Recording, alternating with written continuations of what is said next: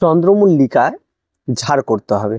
আর এই ঝাড় করা নিয়ে আমরা প্রচুর বাগানির প্রচুর রকম ভিডিও দেখে থাকি এবং তারপরে দেখি আমরা যখন ট্রাই করি তখন সেই শেপটা ঠিক আসছে না, অত সুন্দর গাছটাকে গোল করা সেটা ঠিক আসছে না এবং গাছগুলি একটাও রোগ নেই, একদম সম্পূর্ণ রোগমুক্ত গাছ সেই বিষয়টাও হচ্ছে না। এর ফলে কি হচ্ছে, চন্দ্রমল্লিকা করতে করতে বাগানীদের মধ্যে হতাশা তৈরি হয়ে গেছে। আজকে আমরা মূলত এই ভিডিওতে যে চন্দ্রমল্লিকার যে ঝাড় করার যে মূল যে ফান্ডাটা, সেই ফান্ডাটাই আপনাদের আজকে জানাবো যে কিভাবে আপনি একটা চন্দ্রমল্লিকাকে দেখার মতো করবেন। সেটা কিন্তু খুব গুরুত্বপূর্ণ একটা বিষয়। আর যারা চন্দ্রমল্লিকা লাগিয়ে ফেলেছেন, অন্তত যাদের চন্দ্রমল্লিকা 3 থেকে 4টা পিঞ্চিং হয়ে গেছে, তাদের জন্য আজকের এই ভিডিওটি। কারণ এটা যদি আপনি ভালো করে না বোঝেন তাহলে কিন্তু আপনি আপনার গাছটিকে কিন্তু সেই শেপে নিয়ে আসতে পারবেন না। বা যারা আগামীতে চন্দ্রমল্লিকা লাগাবেন ভাবছেন নতুন বাগানিরা, তাদের এই ভিডিওটি ভীষণ হেল্পফুল হবে। তো চলুন আর দেরি না করে শুরু করা যাক।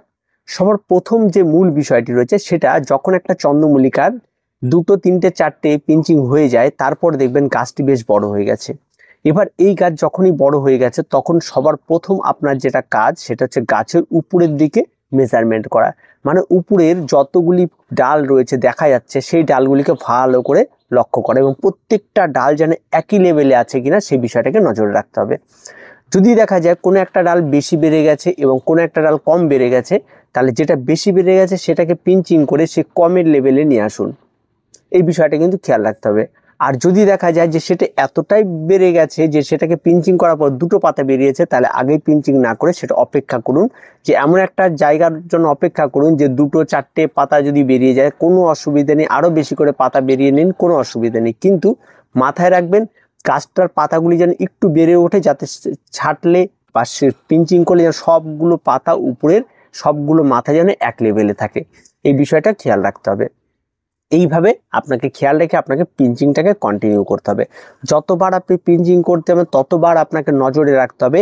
এই 4 দিক দিয়ে সাইড দিয়ে ঘুরে ঘুরে দেখবেন এই 4টা পিঞ্চিং করার পর যে কোন দিকের ডালটা একটু কম বেড়েছে, কোন দিকেরটা বেশি বেড়েছে।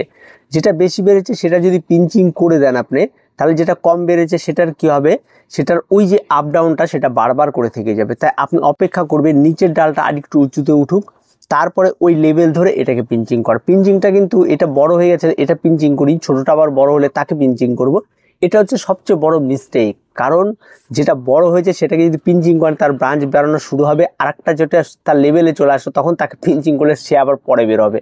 ফলে কি হবে, একটা গাছের পিঞ্চিং 2 রকম টাইমে হওয়ার ফলে যে ডালগুলি আবার বেরোবে সেটা আবার যেটা আগে পিঞ্চিং করে সেটা আগে বেরিয়ে আবার বড় হবে, আবার পরে পিঞ্চিংটা বেরিয়ে ছোট হবে।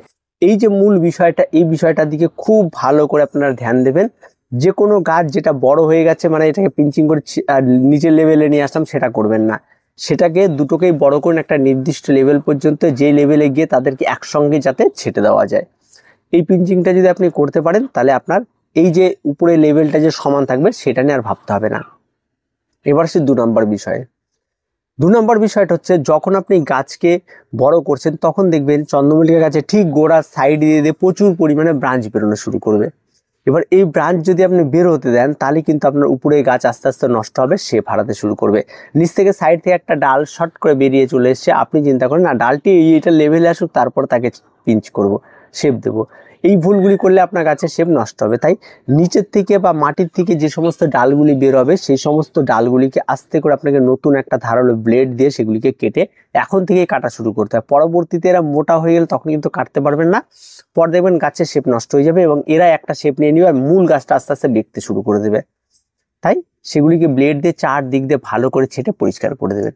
এটা কিন্তু করতেই হবে। যত নিচ দিয়ে ডাল বের হবে সমস্ত ডাল অন্তত মাটি থেকে অন্তত 4 আঙ্গুল আপনার গাছের গোড়া পর্যন্ত কোনো ডাল রাখবেন না, এই জায়গাটাকে ছেটে দেওয়ার চেষ্টা করবেন।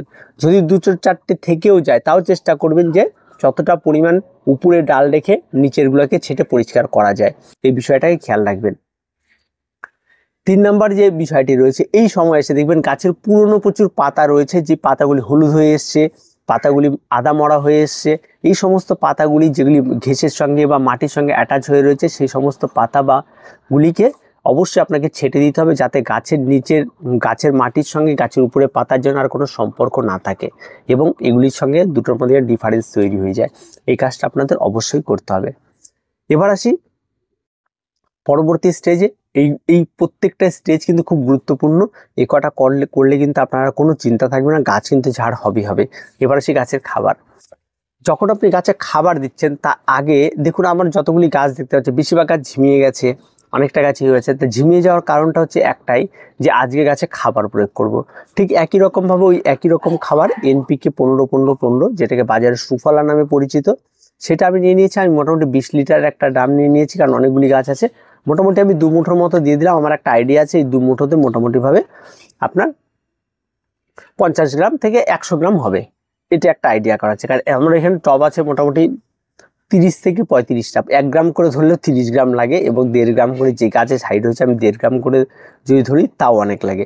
তো আমি একটা আইডিয়া করে ওটা দিয়ে দিলাম। আপনারা যদি ওজন হিসাব করে দিতে চান, সেরকম মেপে দেওয়া তো কিন্তু কখনোই সম্ভব না, তাই একটা আইডিয়া করে আপনারা দিয়ে দেবেন। দেওয়ার পরে ওই একই রকম 1 গ্লাস 250 ml করে প্রত্যেকটা গাছে কিন্তু এখন খাবারটা দিব। খাবার দিব জন্য কিন্তু গাছের মাটি শুকিয়ে নেওয়া, তাহলে কি হবে, এই জলটা যখনই দেবো গাছ স্ট্রং হবে এবং খাবারটা ফটাফট ধরে নেবে, ফলে গাছের গ্রোথটা অনেকটা বাড়তে থাকবে।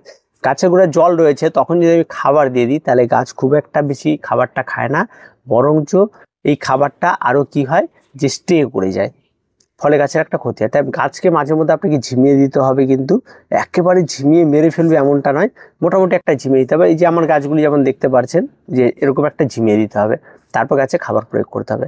এবার আসি পরবর্তী ফান্ডা, সেটা হচ্ছে এই সময় এসে যখন গাছের ডালপালা ছাঁটলেন, পিঞ্চিং করলেন, সব কিছু করলেন, এবার এসে কিন্তু আপনাকে যেটা করতে হবে সেটা হচ্ছে গাছে অ্যান্টিফাঙ্গাল স্প্রে করতে হবে। এবার যেটা করতে হবে যে আপনি গাছের ডালপালা ছাঁটলেন, নিচের ডালগুলিকে কাটলেন, উপরে পিঞ্চিং করলেন, এবার আপনাকে গাছে অ্যান্টিফাঙ্গাল স্প্রে করতে হবে। এবার এখানে স্প্রেটা আমি স্প্রেয়ার দিয়ে খুব কম করছি। আমি কি করছি, জলের মধ্যে অ্যান্টিফাঙ্গাল গুলে নিচ্ছি, একদম প্লেন জলের মধ্যে, অত হিসাব কিতাব নেই।